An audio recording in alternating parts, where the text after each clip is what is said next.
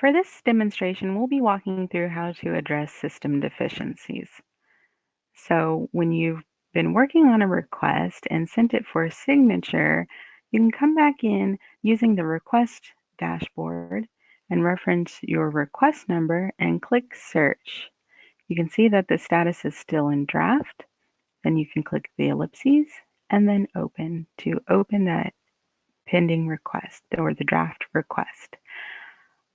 Once you've opened that request, you can navigate to the agreements page. You can see that the status of the agreement has been updated to signed, and the submit button has been enabled for your request. When you click the submit button, PEMS will run through additional checks that may have not been captured on the specific screen checks, comparing the information within your application to identify if there are any deficiencies prior to submission. Once those checks have been completed, you'll see on the Agreements and Signatures page any deficiencies that have been identified by PEMS.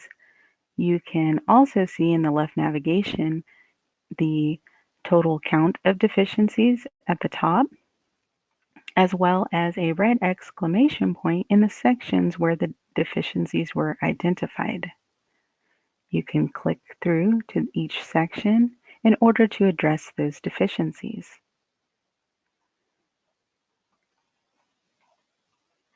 You can see for the owners, creditors, and principals information that there is a red highlight for the specific owner, creditor, or principal that has deficiencies. You can click the ellipses and then open to view that particular request. You, again, in the left navigation, can see each section with a red exclamation point, as well as the count of deficiencies that were identified in that section. In the right navigation pane, you can see the deficiencies for this section. This matches the language that was displayed on the Agreements and Signatures page.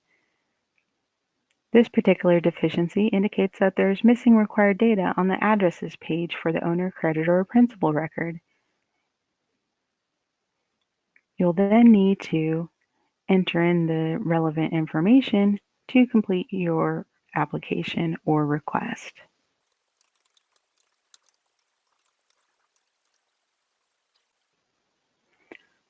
You'll navigate through each page, entering the required information, and remember to click Save. Once you've saved the changes, the deficiencies will still appear on the screen. These deficiencies will remain present until you navigate back to the Agreements and Signatures page and click the Submit button again. At that point, it will recomplete the deficiencies check and identify whether all of that information has been corrected and proceed with the submission, or present you with a new list of any remaining deficiencies.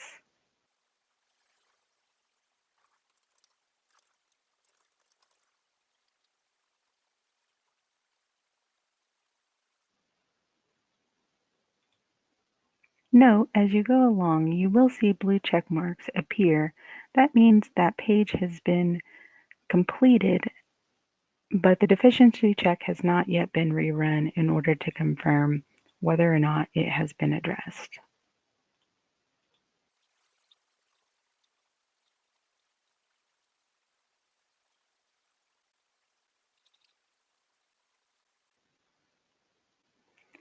Once you've completed all of the required fields within the specific section, you can use the arrow in the blue header bar to navigate back to the main navigation to continue addressing your deficiencies.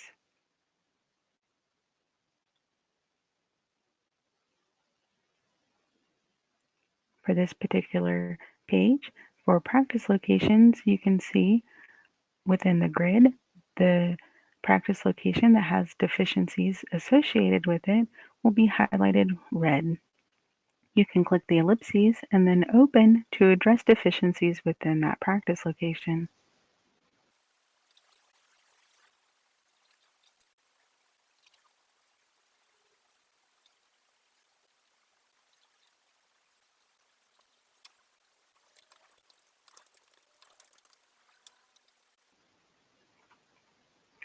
Once you've addressed all deficiencies, you can again use the arrow button in the blue header bar to navigate back to the main navigation.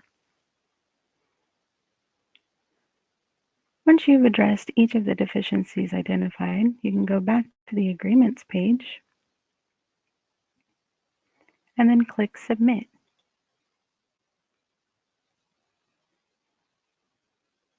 If you've missed any deficiencies, you can see that the list has been updated to indicate what information is still missing before you can fully submit your request to Team HP for processing.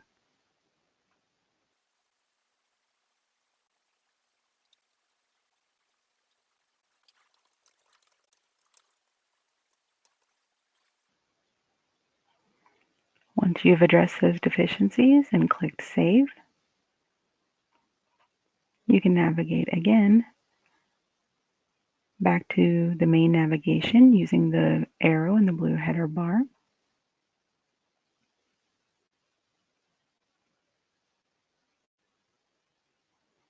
And then to the agreements page. You can click the Submit button again. Still, if you haven't addressed all deficiencies, the messages will update to confirm what deficiencies still have not been addressed prior to submission.